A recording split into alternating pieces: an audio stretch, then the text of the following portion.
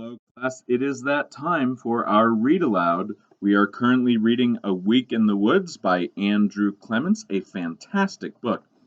We last left off at the end of chapter 18. Mark was looking for Mr. Maxwell. So now let's get to chapter 19, shall we? Chapter 19. Here.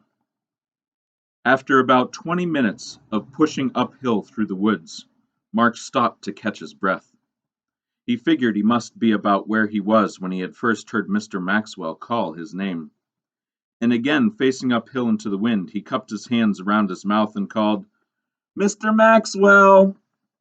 and waited. And then he let out a blast from the whistle and waited. But again, no answer. Mark let the whistle drop from his lips. It swung down on its lanyard, and when Mark heard the clink of metal against hard plastic, he glanced down at his chest. And that's when Mark remembered that he ought to be checking his compass. He lifted it up to eye level and opened the cover.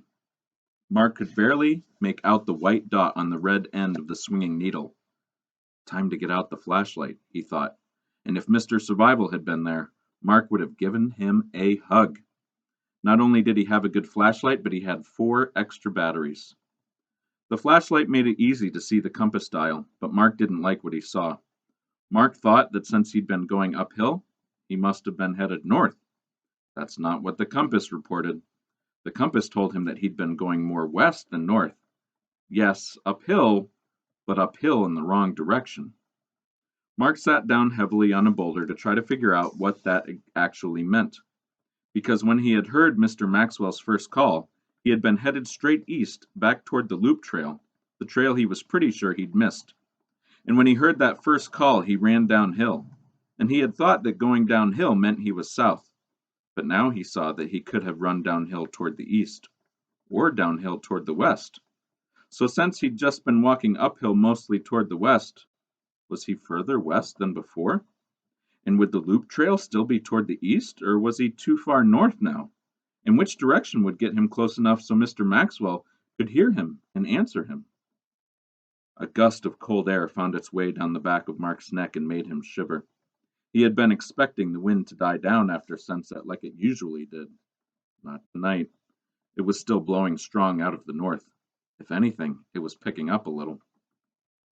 Mark turned off the flashlight and then immediately turned it back on. The bright light had ruined his night vision, and now he needed it on to see anything. And he didn't mind. He liked having it on. It gave him a little island of light in the gathering darkness. Staring at the compass face again, he forced himself to think, forced himself to push back the rising fears. So I know the loop trail is to the east. I know it is. I know that. And the loop trail goes all the way up to the high ridge. And I know I'm not that far up on the mountain. I know that. So if I go east, and if I'm careful, then I have to find the trail. I have to. Mark looked at his compass again, and then started walking. It was slow going. He had to keep the flashlight on to keep from banging into branches or tripping over rocks and roots. He held the flashlight in his right hand because his left one still hurt from the fall. Mark kept count, and after every 30 steps he stopped to check the compass again. Working his way due east across the shoulder of the mountain took all his concentration. The next 30 minutes seemed like 6 hours to Mark. As he stopped to check his direction again, he noticed that the wind had slowed down a bit and shifted direction as well. According to the compass, the wind was now coming from the east.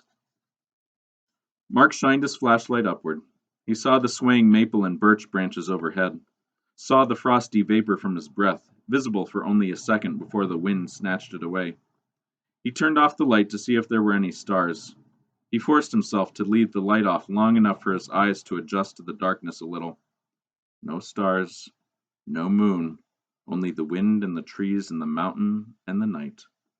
Pulling in a huge breath, Mark yelled, "Mr. Maxwell!" Mark hardly recognized the echo from a rock face somewhere above him. "Mr. Maxwell!" The voice of the echo sounded like a very small boy, scared and alone. Mark turned on his flashlight and kept walking due east. As Mark pushed ahead, complete darkness and a bone-chilling cold settled over the mountain. Another kind of darkness crept into Mark's mind. Grimly, Mark thought, "It's not going to happen. I'm not going to find Mr. Maxwell. He's not even up here anymore. He's back down at the cabins, sipping coffee and talking with the park rangers about how to rescue the stupid kid who got himself lost. For a kid alone in the woods, lost is a bad word, especially after dark, so Mark avoided it. He tried to keep the word out of his mind, but finally, after another 20 minutes of walking and calling and hearing nothing but his own voice, Mark couldn't help himself. I'm lost, he thought. I mean, I'm not really lost because I've got a map and I've got a compass and I know that sooner or later I can find my way back to the Barker Falls Trail. I'm sure I can do that, except it won't be easy. Not in the dark, or when I'm this tired. Right now, tonight, I'm not going to be going down to the campground or anywhere near it. So for tonight, I'm lost, but not really. I'm just here. All right. Well, that's the end of chapter 19. Please join me tomorrow for chapter 20. Make a great day.